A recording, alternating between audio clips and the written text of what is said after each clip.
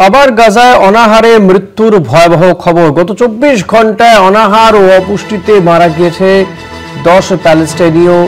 গাজার স্বাস্থ্য মন্ত্রক জানিয়েছে এই নিয়ে দুর্ভিক্ষে মৃত্যু হয়েছে 313 জনের। 119টি শিশুরও মৃত্যু হয়েছে না খেতে পেয়ে। দুর্বিষহ পরিস্থিতি গাজার। এই মুহূর্তে আমরা এই নিয়ে কথা বলবো। নিউজরুমে রয়েছেন আমাদের পলিটিক্যাল এডিটর আশিস চট্টোপাধ্যায়। আশিস দা, যত দিন যাচ্ছে পরিস্থিতি তো দুর্বিষহ থেকে দুর্বিষহতর হচ্ছে। দেখো, কদিন আগেই রাষ্ট্রপুঞ্জ আনুষ্ঠানিকভাবে ঘোষণা করেছিল যে গাজাতে দুর্ভিক্ষ শুরু হয়েছে। সেখানে কোনো খাবার নেই, এমনকি শিশুদের জন্য যে খাবার বা তাদের পুষ্টি যোগানোর জন্য যে ব্যবস্থা সেরকমও কিছু আর এখন অবশিষ্ট নেই। এমনকি ঠিকমতো পানীয় জল পাওয়াটাও সমস্যা হয়ে পড়েছে এবং প্রতিদিন মানুষ একেবারে মানে ভয়ঙ্কর অবস্থার মধ্যে মারা যাচ্ছেন। না খেতে পেয়ে মারা যাওয়া যে কি একটা করুণ চিত্র এবং কি ভয়ঙ্কর চিত্র, সেটা যারা দেখেননি তারা বুঝবেন না। এক টুকরো রুটির জন্য মানে পশুদের মতো মারামারি করতে হয় মানুষকে, সেই অবস্থাটা এখন গাজাতে এসে গেছে। গত 24 ঘন্টায় 10 জন না খেতে পেয়ে মারা গেছেন। এই নিয়ে গত কয়েকদিনে যে তথ্য এসেছে, গাজার স্বাস্থ্যমন্ত্রক জানাচ্ছে 313 জন মারা গেলেন এবং তার মধ্যে 119 জন শিশু, এবং শিশুরা খেতে না পেয়ে কঙ্কালসার চেহারা হয়ে একসময় তারা মৃত্যুর কোলে ঢলে পড়ছেন।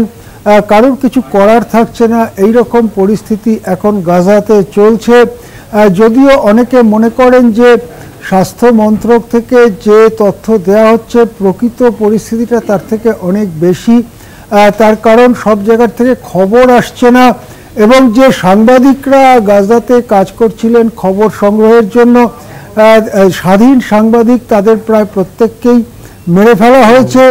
গত কদিন আগেও নাসের হাসপাতালে ভয়ঙ্কর আক্রমণে মারা গিয়েছেন অন্তত 4 সাংবাদিক।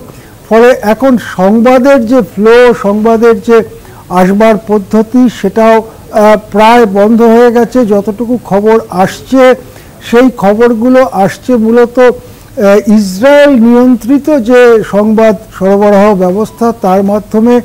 এই যে খবরটা আমরা আজকে করছি, এটা কোনো ক্রমে কোনোভাবে গাজার স্বাস্থ্য মন্ত্রক থেকে বাইরের পৃথিবীতে পাঠানো হয়েছে। স্বভাবতই এমন একটা পরিস্থিতি যে গোটা জায়গাটায় কাদের কি অবস্থা, কারা অনাহারে মারা যাচ্ছে না যাচ্ছে, তার প্রকৃত খবর রাখাটা প্রায় অসম্ভব। সেক্ষেত্রে যতটুকু খবর তারা পেয়েছেন তারা দিচ্ছেন। মনে করা হচ্ছে মানে হাজার হাজার মানুষ মৃত্যুর সম্মুখীন, স্রেফ খেতে না পেয়ে। কোনো ত্রাণ প্রকৃতপক্ষে সেখানে যাচ্ছে না, খাদ্য ত্রাণ তো যাচ্ছেই না, চিকিৎসা ইত্যাদি ত্রাণও যাচ্ছে না। খোলা আকাশের নিচে রয়েছেন বহু বহু মানুষ। আর ইসরায়েলের টানা বোমাবর্ষণ, গোলাবর্ষণে তো মারা যাচ্ছেনই প্রত্যেক দিন। এভাবে শত শত প্যালেস্টিনীয় মারা যাচ্ছেন। গণহত্যার এই চেহারাটা দ্বিতীয় বিশ্বযুদ্ধের পরে গত 80 বছর ধরে আমরা দেখিনি। মার্কিন যুক্তরাষ্ট্রের প্রত্যক্ষ মদতে এবং উৎসাহে গাজাকে প্যালেস্টিনীয় মুক্ত করে ফেলার যে প্রকল্প, সেই প্রকল্পকেই বাস্তবায়িত করার চেষ্টা করা হচ্ছে।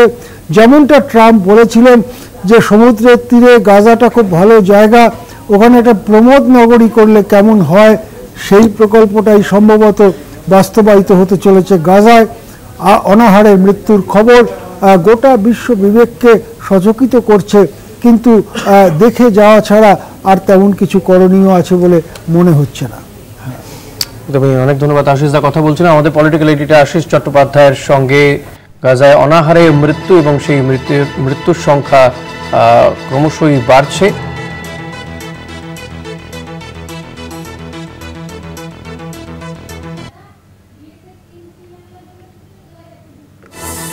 গাজার স্বাস্থ্য মন্ত্রক জানিয়েছে এই নিয়ে দুর্ভিক্ষে মৃত্যু হয়েছে 313 জনের। গত 24 ঘন্টায় 10 জনের মৃত্যু হচ্ছে। 119টি শিশুরও মৃত্যু হচ্ছে না খেতে পেয়ে।